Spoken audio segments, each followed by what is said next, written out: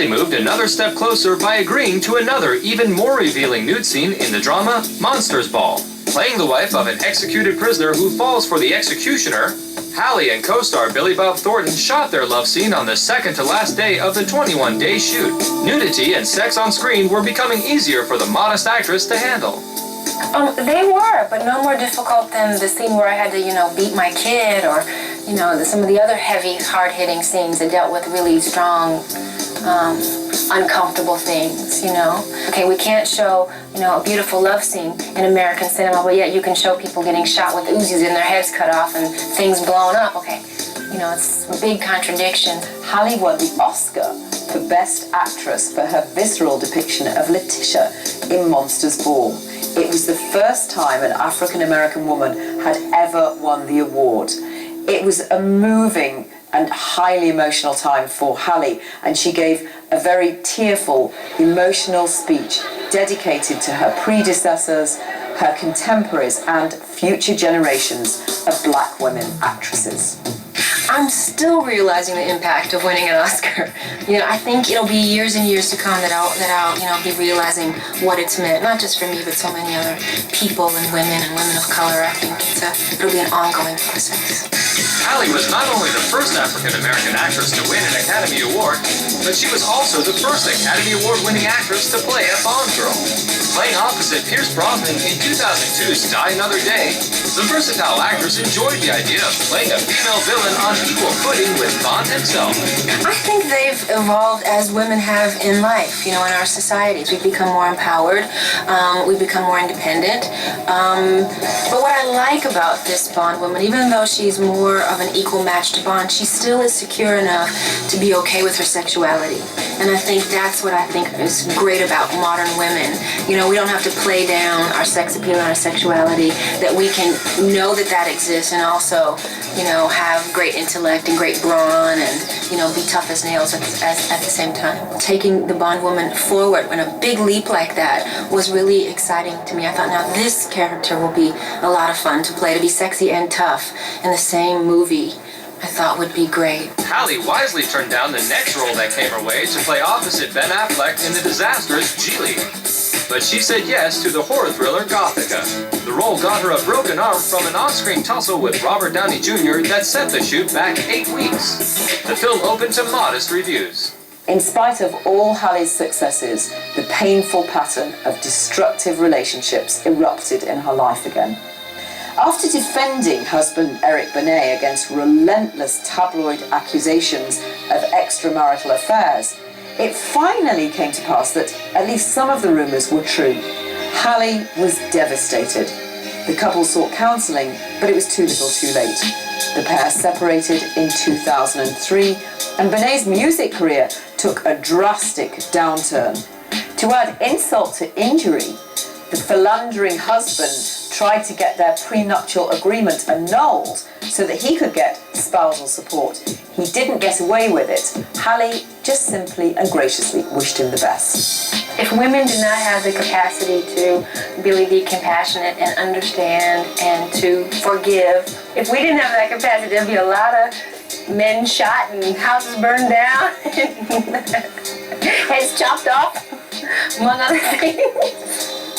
It would be bad, I think, and because they're nurturers by nature, I think we're able to do that. I think much easier than men. Not that men don't do it, but I think it's easier, it's more natural for women to do that.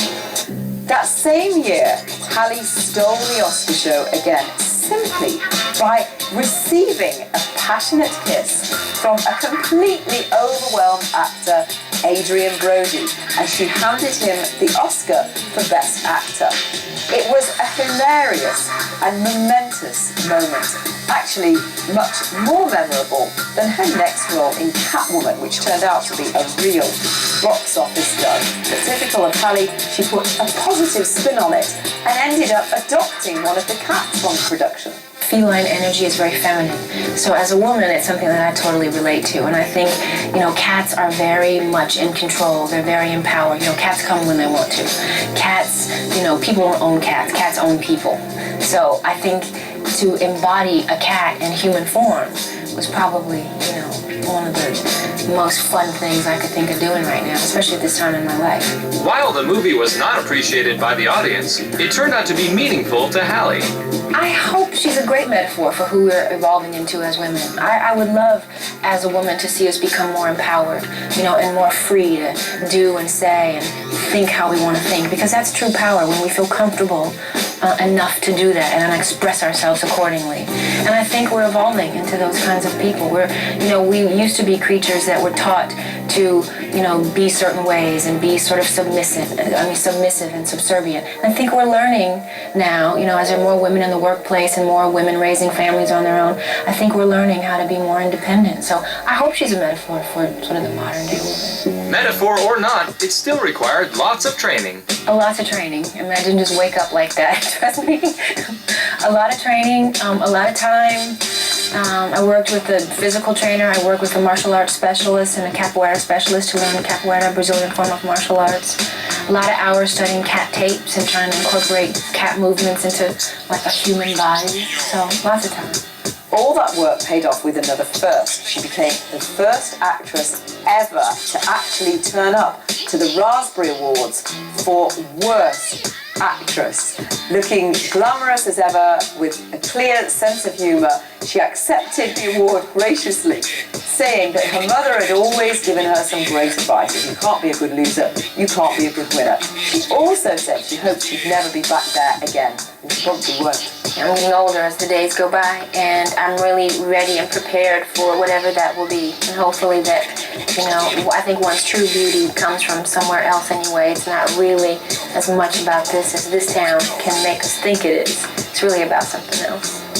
Well, she's clearly stated that she never intends to marry again, but who knows with Hallie? She's already been seen out and about on the town with different gorgeous up-and-coming artists. However, she is spending more time alone quietly, and she has said that one of her interests, amazingly, is logging on to different internet chat groups incognito.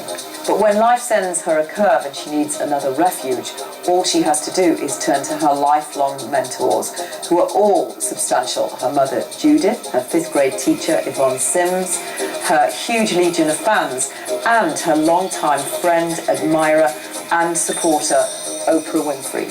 There's no doubt with their support and her talent, she'll continue to surprise us in years to come in a wide spectrum of roles.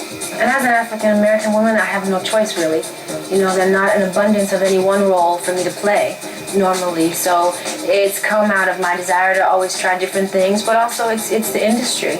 You have to get really creative when you're a black woman in Hollywood and try things that maybe you wouldn't normally try because you want to work and you want to grow. And so it has made for a very eclectic career. And I always sort of find myself attracted to women that are empowered or strong in one way or another.